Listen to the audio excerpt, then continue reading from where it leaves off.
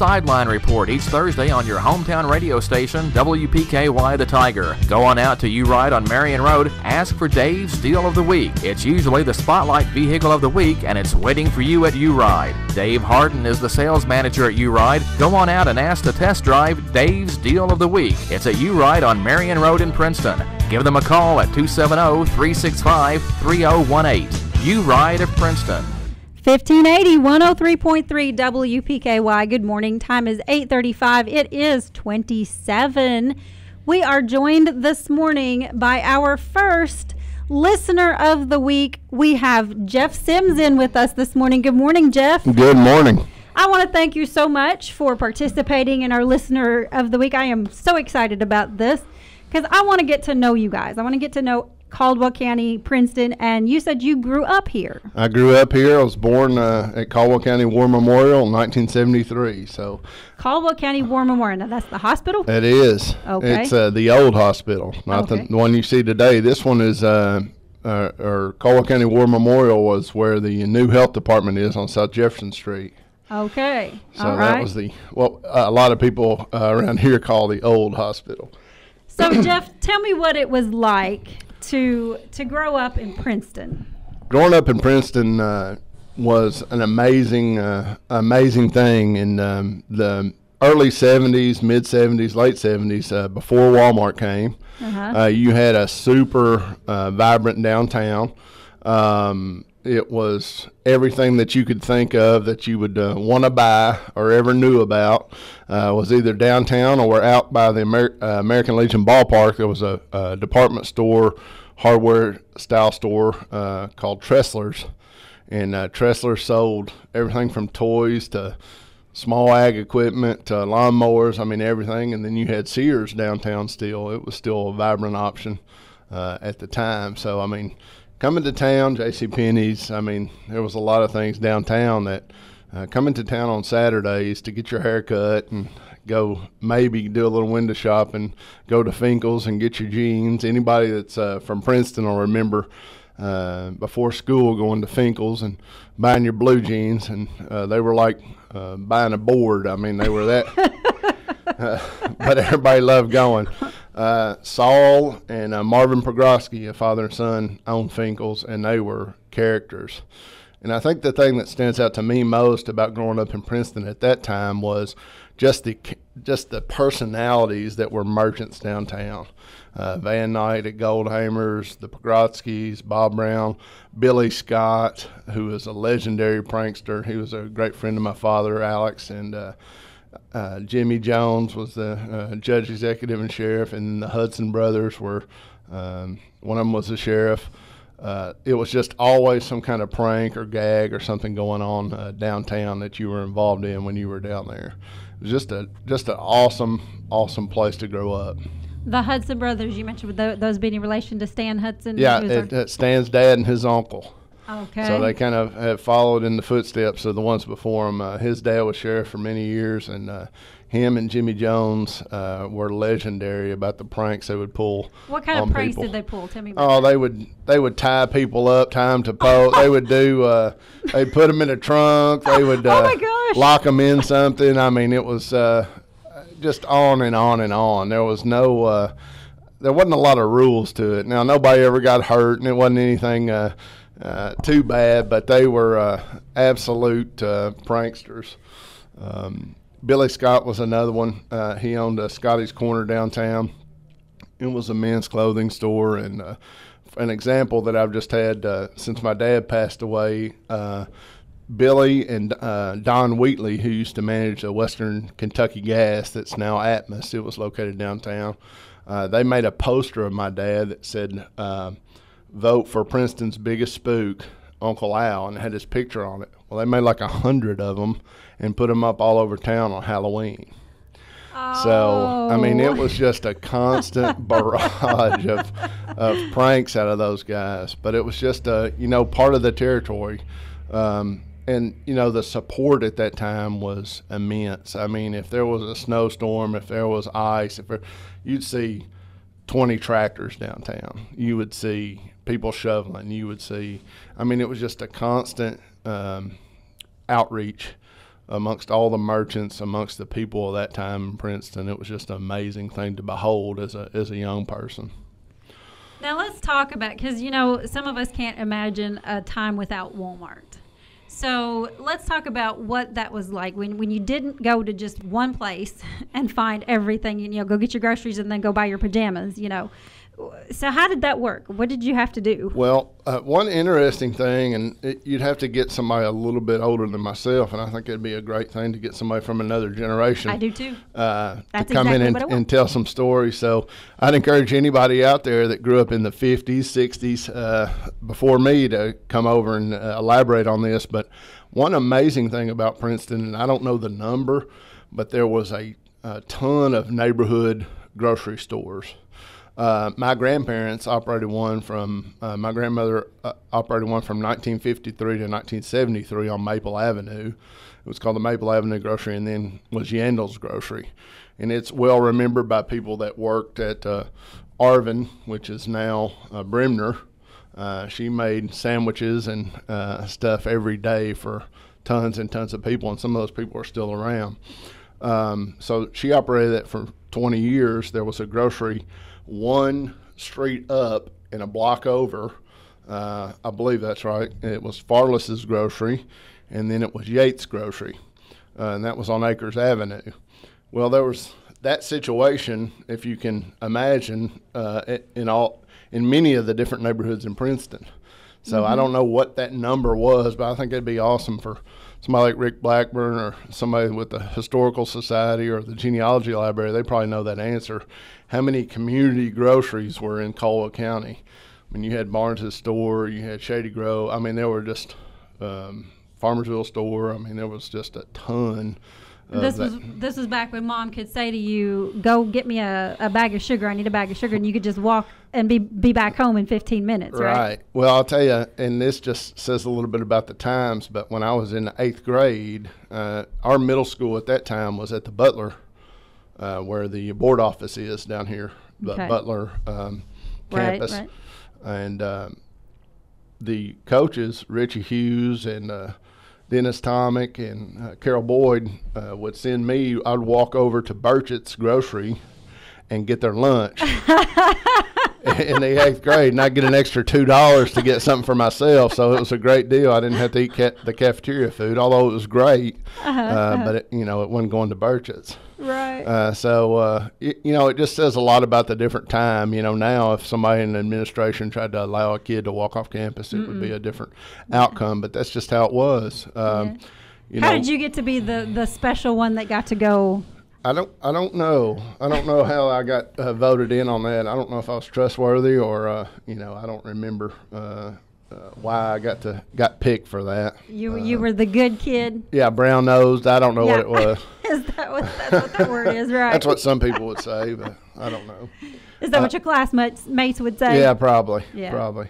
But it was just a special time. Going even younger than that, I would go to choir down at First Baptist Church. And then after choir, I would walk from choir down to Thelma Pickering's Tiny Cafe. It's where Miss McLovitz is now. And Miss Thelma, they had cheeseburgers that were amazing. So I would walk down there and get cheeseburgers and then walk from there over to Maple Avenue to my grandmother's house, which was across from the grocery. And I mean, I was, 5th, 6th grade to do that. So it was just, at that time, there just didn't seem to be any worry. I'm sure there were, but you never gave it a thought. But that's one of the benefits to a small town. And yet you're right, we do live in a different time now. However, with it being small town, I think there are still some of those opportunities, available for kids. Maybe not the little ones. I'm probably one of the overprotective moms, and I would not have sent mine to the grocery store at 6 years old. But I think that being in a small town, we have a little more freedom with, we can let our kids go down the road and play at the neighbor's house and not worry so much as like if we were in, a bigger city like Nashville or something. Sure. So I think we have that sense of community, and we know that the community is going to help us, if we're not being stupid and just letting our kids run, I think we know that the community is going to help watch after our kids. Sure. And I mean, I think Princeton's very much that way still. a saying that I still say to people when I'll call somebody by their name. You know, when I say Miss Musser, and they say, "Don't call me Miss," and I'm like, I always say, "My mom has excellent hearing." And what I mean by that is that in Princeton, growing up and still to this day, all you need to do is misbehave at school, and it beat you home. I'll just tell you that. And my dad would be waiting, and it was not a good thing. So he back to school, huh? Yeah. So word travels fast in Princeton. Absolutely. Still to this day. And social media, people talk about social media, and I'm like, well, that has nothing on the party line back in the 70s. I mean, you misbehave at your buddy's house, and your mom knew it before it happened almost. It was crazy. It was bad. That's funny. That's too funny. And that was back in the day when, moms and your friend's mom all had the authority to lay down the law, right? Absolutely. Yeah. I mean, anybody could smack you in the 70s. There wasn't any calling social services back then. Ugh. Oh, well, now. So, and what do you miss the most about? Like, I mean, we like progress. We need progress. But some of the stuff, we just look back and we say, I wish it could be like that again. What's the thing you miss the most? The biggest thing is the digitization of our society and social media and all the power that brings and all the convenience. And, I'm an avid social media user. But just the ability to sit down and talk with people and visit and call them on the telephone, just what you take for granted, and be able to text, a Facebook message, to on and on and on, just to be able to go and sit here and talk with you, or just call somebody on the phone. And I've really tried to make an effort in the last month of just calling family members, people that I would just do a Facebook post or I would do a message to, is calling them and saying, "Hey, I just wanted to check on you. I love you," and it's just almost now it's become so abnormal in some respects that it kind of takes people off guard. But I mean, I think that's what I miss the most about that time. Really, before video games even got started, we were out. We had pickup baseball games. I mean, we'd have 30 kids out in the back lot playing baseball or football or riding bikes or jumping them or, whatever. We were outside. When we got off the bus in the afternoons, my mom forbade us from coming in the house till supper was ready. She just wasn't ready for the onslaught, so I think she needed like 2 more hours. So my brother and I, we just get up a game of whatever and get all the kids to come out and play ball or play whatever. And how many siblings did you have? Just one. One brother, John Y. Okay. He's 6 years younger than I, but that was kind of good when you were trying to build teams, because I could get my pool of guys and he could get his pool, and we'd swap them up. And we had some great contests and several injuries, but and scars still to this day. My brother's got a cut above his eye from a head-on collision. So with Trent Asher was this guy's name. Oh, with another person. Yeah, with another person. Yes, okay. Yes. Okay. I mean, they were intense. The games. You played like boys play, right? The games were intense, but man, we had a great time. So we still laugh about that kind of stuff and the scars as we're getting older. But that's just the way it was. Over where Casey's is now, my dad developed that corner in 1971 as the Burger Queen. Oh, really? Mm-hmm. He opened it in April of 72, I think it opened, and he was really big in the community and supportive of the football program, and that was the place to be on the weekend nights, because everybody cruised town. That's what you did, made a loop around town, and so there's a lot of stories. And if you get somebody a little bit older than me, they can tell you a lot of stories about there. But a lot of people in town, a lot of merchants in town now work for my dad.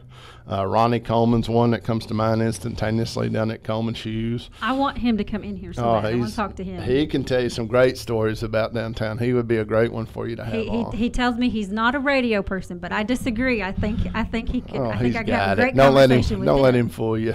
Yeah. And his dad, he was such a great man. He was quiet, and he would always back there in the shop where they work on the shoes and stuff. That's where I always see him. I just can see him there working. I mean, I never really talked to him that much or seen him out, but that's just what he did. His dad you're talking about? Yes. Yeah. And they're just tremendous people. And that's the thing that I miss somewhat about, here recently. We've had a lot of acquisitions of doctors and newspaper and, a lot of things. So you continue to see kind of the Caldwell County, Princeton footprint or that history. It just continues to be consumed by the march of time. Yeah. And as a local resident, that's always kind of a tough thing to see because the people you've always associated with that industry or that job or, whether it be your family doctor or you've gone to your whole life,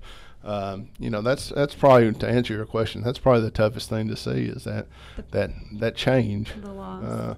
But I think we hold on to it where we can. I think we excitingly, we have people like WKDZ and Ham Broadcasting that stepped in to preserve that. So, that's why I'm really excited and want to support, what you guys are doing because you're retaining that piece of our history. And, that's for me, that's really important. Absolutely. Jeff, what brought you, so I mean, you had left Princeton to go get your education. What made you stay in Princeton or come back to and set up your roots? Family is a huge thing to me. Very close with my family, very close with my wife's family, my friends that decided to come back. And I mean, the big thing is just not giving up on Princeton. Many times up until now in my life, it had been a much easier path, a much more lucrative path to move, to relocate. But I can't. My heart won't let me.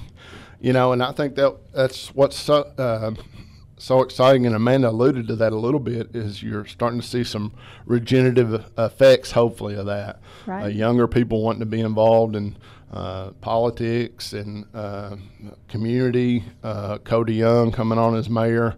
I mean, at 24, you've got to look at a long way across the country to see somebody that age. But the great thing for Caldwell County and Princeton is he's an extremely bright guy. I like to make the analogy that I went to the University of Kentucky and it took me 5 years to graduate in education, and he went in 2 years and got a degree in economics. Okay. So the guy's he's got it. Yeah. So one thing I caution people is that we continually, in Amanda's work and other people continually say how important it is to attract our young people and to have them either stay and work or to come back. So I thought in this election cycle that it was critical that we sent that message. And I think for him to be able to reach out to people, if you're 6 years older than a kid that's graduating high school, that sends a pretty strong message about the leadership of the community. And, as all of us age, our grasp on technology and our desire to embrace new things, it diminishes. It's just part of growing older. So I think it's just for the lifeblood of Princeton and the future of Caldwell County, it must include young people being involved. And I think that's for any community. But that was a big driver for me, is just seeing how I could use my experience in education just to impact the community. And my daughter, she's going to be 4 the 18th. Happy birthday, Ellie, if you're listening. So I feel indebted to her and what that future is going to look like. Right.